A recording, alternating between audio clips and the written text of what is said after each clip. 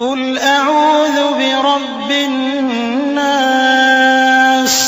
کہو کہ میں انسانوں کے پروردگار کی پناہ مانگتا ہوں، ملک الناس الہ الناس، یعنی لوگوں کے بادشاہ کی، لوگوں کے معبود کی، من شر الوسواس الخناس، اس بڑے وسوسہ ڈالنے والے کی برائی سے جو اللہ کا نام سن کر پیچھے ہٹ جاتا ہے، الذي يوسوس في صدور الناس،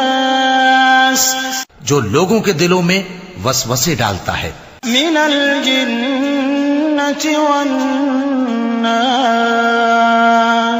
خواہ وہ جنات میں سے ہو یا انسانوں میں۔